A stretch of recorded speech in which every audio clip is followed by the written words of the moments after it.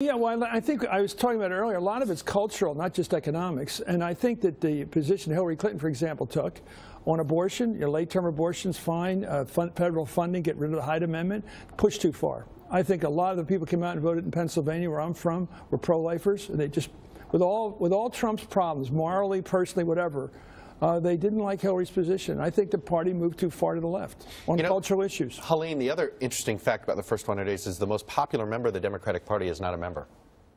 Bernie Sanders. That's true. No, that's very true. And the left of the Democratic Party, as you know, loves him. I mean, in the last 100 days, I mean, we haven't seen. You said we're going to talk about the Democrats, and I was like, who are they again? Yeah. It's like they've completely disappeared. I certainly hope. But they're more popular right now than their Republican counterparts. And they may well be in power again in a year, in 2 years. And I hope they're spending this time out in the wilderness, coming up with actual proposals and plans for what they're going to do, unlike the Republicans who spent their time in the wilderness talking about getting rid of health care and then didn't have a plan. And I think the biggest problem for them is that it hasn't gotten better since Election Day. I mean, you go out and talk to Democrats, pick Trump, and they say that they're more embarrassed now. They can't imagine voting for a Democrat again, that nothing they've done since the election has seemed to address the reasons that they alienated this working class part of their base on Election Day. That's exactly right. The Democrats were meant to be the party of the people, and instead Donald Trump really got elected as a man of the people. Argue with it all you want,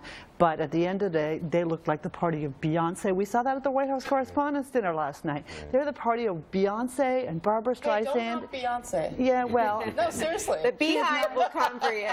She is not a political leader. Forgive me. She is not a woman who's going to fix the problems of the American people. No, I mean, you ask a Democrat, including Bernie and Elizabeth Warren, all the big stars of the party now, you ask them, what's your position on illegal immigration? And they're offended by the question. They don't have a position. They don't have a position on bringing back manufacturing jobs. The reasons people voted for Trump, they don't even want to address, and they've got to have a counter agenda. I think a counter agenda right now would make a lot of sense.